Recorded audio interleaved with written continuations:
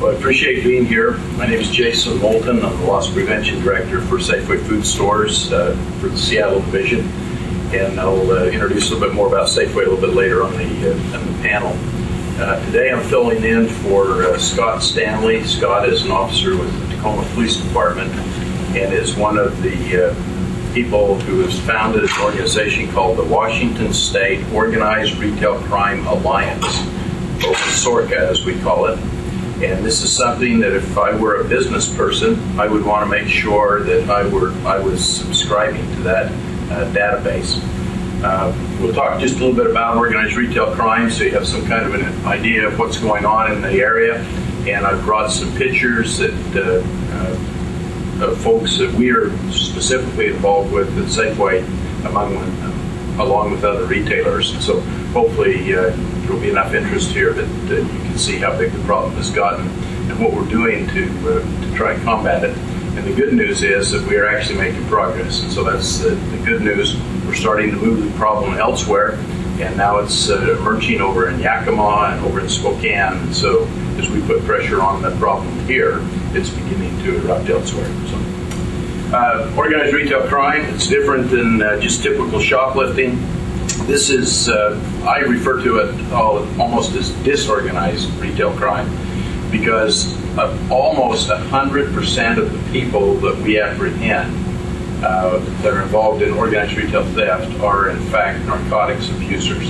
And right now the rage is heroin, and it's about 90% of the people are addicted to heroin.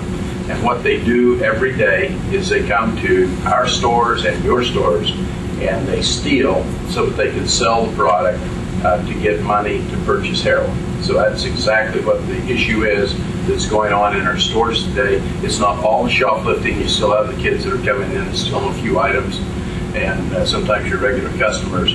But the real problem today, the one at least that we're trying to combat, is organized retail theft, and that is a big issue, principally caused by narcotics. You can read the slide. I won't take more time on it. Let's jump to the next slide. Now, there's a lot of things going on. We're talking today about WSORCA. If I were in Los Angeles, we'd call it La Roca. Anyway, the Los Angeles Organized Retail Theft Organization, in San Diego, Sudoka. Every major area in the western United States, whether it's San Francisco, Los Angeles, San Diego, Seattle, they've now formed what we call these ORCAs, a place where we can meet together, share information, and try and combat organized retail crime throughout our retail establishments. And so a lot of things being done by our national organizations. Many of you may be members of the National Retail Federation. They have individuals who are specifically targeting organized retail theft. And what I can tell you is this year we're going to take another run at the Washington State Legislature to propose some additional changes to our organized retail theft statutes that we got passed back in 2006 and 2008. We're going to modify them just slightly, or hope to modify them to put a little bit more teeth in some of the statutes that can be used by law enforcement and prosecutors. Let's go ahead to the next one. Okay, organized retail theft. There's several different variations of it. If you hit the next slide, it'll bring it down. The traditional is that you have a booster who goes into a store. The booster steals the product, and then he sells it either to a mom and pop store or to somebody through Craigslist or some other method. He may just simply sell it on the street. We have that here in this area. My background, I spent 30 years in the FBI and retired from there, came to work for Safeway. And when I came here in 2000, we did not have this issue in this area of the country. It just didn't exist. It started to come up in 2002, 2003, and by 2006, we're fully engaged. And at this point, I would have to tell you, we have an epidemic of organized retail theft that's affecting all of our retailers, and I'm sure you can all be aware of that as well. Now, in other parts of the country, this is an even bigger issue because they don't just simply have boosters. What they do is, in some parts of the country, they hijack the truck. So the truck that's bringing the product to your store gets hijacked in Newark or Camden or wherever it might be. It gets diverted. and that stuff then moves into the secondary market. And again, that's organized retail theft where you have major diversion.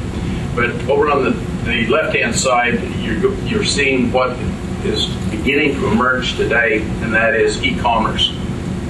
I will show you here in a few minutes what's happening in downtown Kent, where we have an organization, a fence that's set up, and he would take material from the boosters every day, and then he would sell it using eBay and Amazon and selling it online, selling it at less than what we can purchase for wholesale.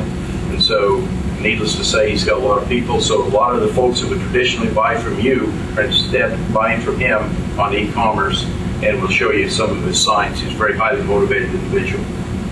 Okay, the online auction sites, we've talked a little bit about that. The other place is the pawn shops. Law enforcement's doing us a real good job on this, called Leads Online, and they're going into the pawn shops trying to figure out where the stuff is coming from. But the crooks get pretty smart. The other day up in Everett, what we had was the officers stopped a car, and when they arrested the individuals, they said there was all this cellophane wrappers in the back of the car. Well, the reason for that is that the pawn shops will not take a DVD in a cellophane wrapper, because if you do so, you know invariably that that's a stolen DVD. And so they were peeling the cellophane wrappers off, 800 of them, that they were then going to take to the pawn shops, and the pawn shops would give them some minuscule amount of money for a brand new DVD in the case in which it was stolen from our retailers. So, pawn shops and the online auctions, I think I've already hit that now. Okay, this is what we're seeing and why this is such a prevalent crime today. As an example, an oil of Olay sells $19.99. Joe, is that still the right price? Are we up there now? That's pretty close. Okay, $19.99. If I steal that oil of Olay and I take it to, I'm the booster, and I take it to the fence, he's going to give me $3. Okay, and so that's the motivation. So as a fence, I can turn around and sell it for $6, sell it for $9. I'm still at half of the retail price. It's going to run out of my store or run out of my house or run out of eBay very, very quickly because it's such a good deal. And if cost of goods are way below wholesale, then you can do this all day long and make a lot of money at it. But this just gives you an idea of what we're seeing. We had one group of folks that had just recently gotten, they were arrested. They've gone through the sentencing, and they're now in prison at a company called GMS. They were extremely cheap. They were literally giving them cents on the dollar for the items being brought in. They were very, very cheap, and as a result, there was no loyalty, and so as soon as we popped one of these boosters, they immediately told us where they were fencing the stuff because they weren't paying them enough for all the work they were going to boost it out of the store. Now here's an example. This is oil of Olay. You notice, hopefully you can see this has still got the Safeway sticker on. This was purchased through eBay. So it has the Safeway sticker on it, so if you look at the picture, when you're ordering it, as it's advertised, you're actually going to see the Safeway sticker, and the little numbers on there are the store from which it was stolen. And so we obviously purchased this back as a way of gathering the evidence. Let's go to the next one.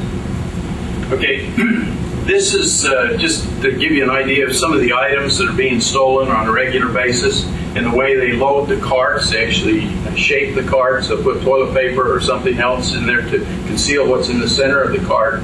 And they don't bother going through the check stand.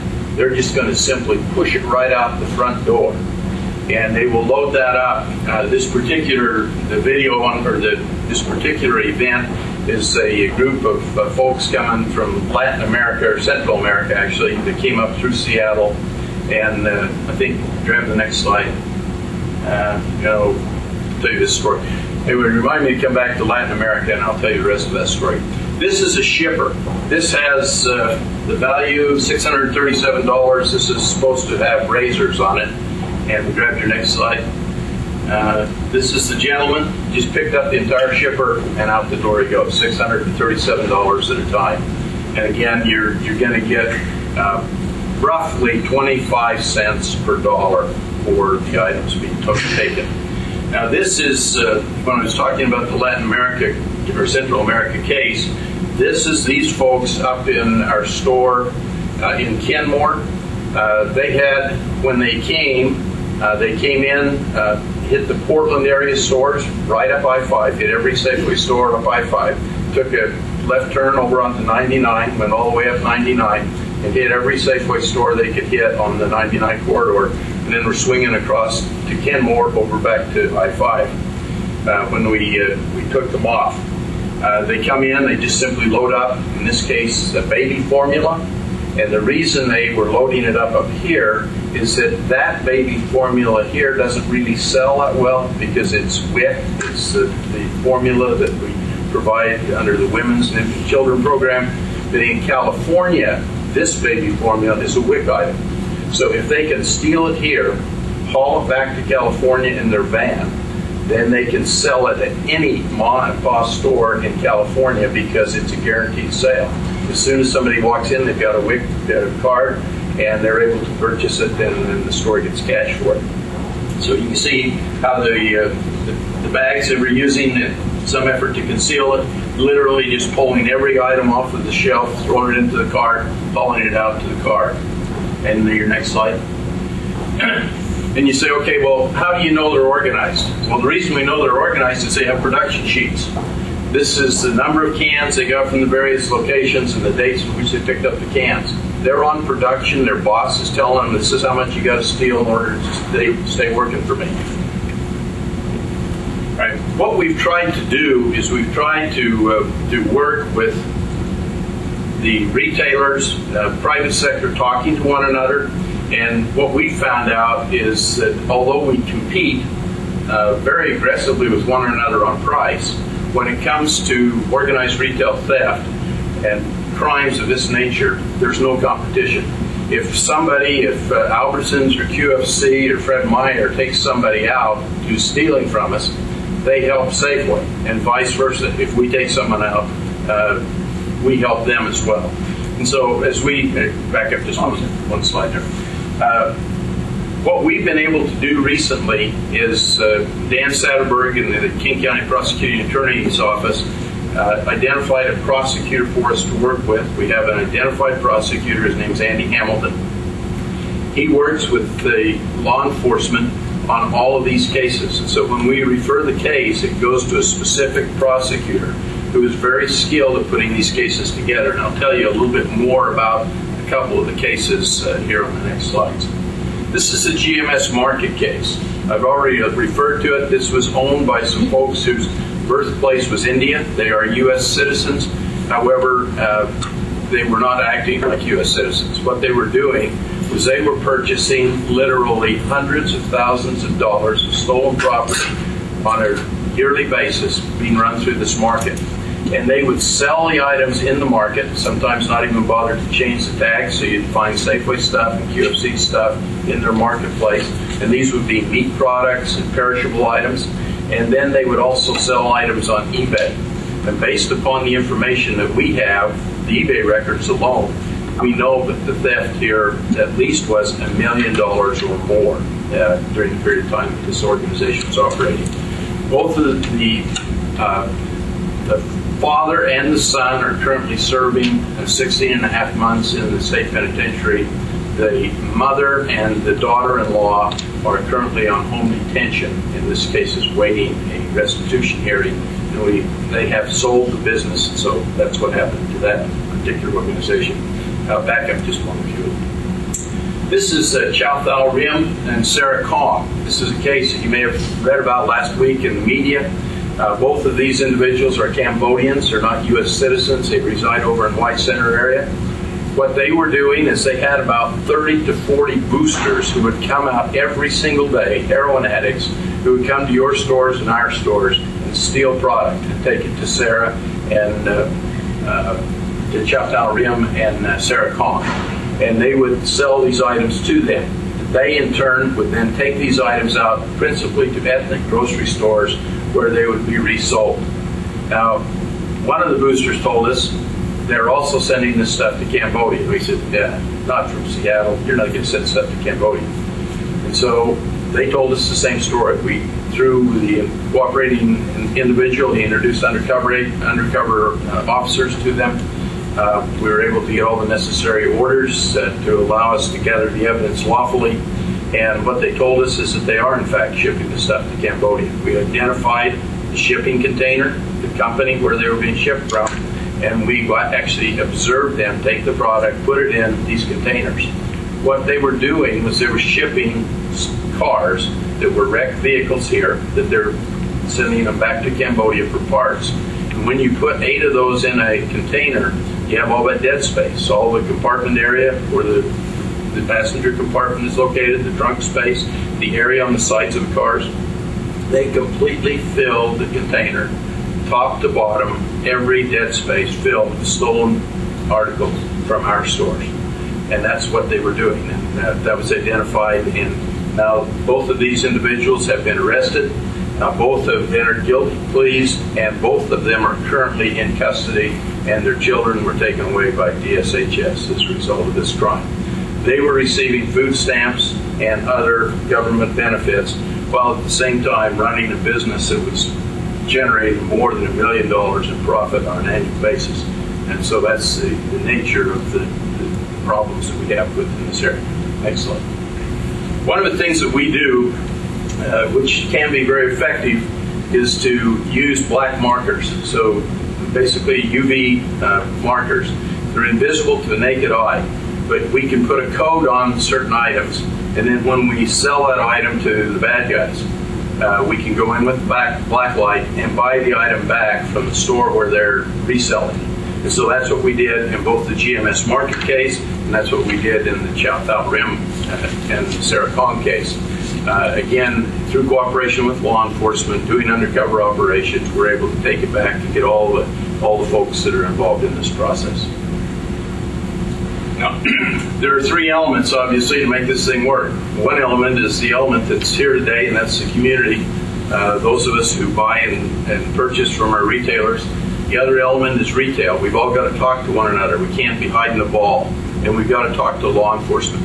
And we've got to get law enforcement engaged. And in some cases, we need to be kind of the little voice that says, hey guys, we're paying a lot of taxes. We need some help here. And we need to scream very loudly, and in many cases to law enforcement, because they have a lot of different areas of responsibility. But this is an area of responsibility that affects all of us. When we say, how come we don't have enough money in the coffers of the government? One of the reasons is Sarah Kong, Chow Tao Rim, none of that money was taxed. So they were doing sales, and there was no sales tax being derived from that. If items had been left in our store, we of course had the sales tax, and we'd have passed that right on to the city, state, and county governments in the state of Washington. But instead, it went untaxed. And when we bought it back, if we paid cash, there was never a receipt given. So you can imagine, and these are the ethnic grocery stores, in many cases that was still untaxed, even though we're buying it from a legitimate licensed grocery store. If we were paying cash, again, it was being untaxed. So it has a major impact on us. Excellent. Okay, the reason I'm here is to push WSORCA, Washington State Organized Retail Crime Alliance. If you want to join this organization to get information about shoplifters and organized retail thieves, go to WSORCA, WASORCA.org, and apply for membership. After you are vetted, then you'll receive the information. It comes directly to my BlackBerry, and it comes out to our loss prevention officers who are working in the stores as well.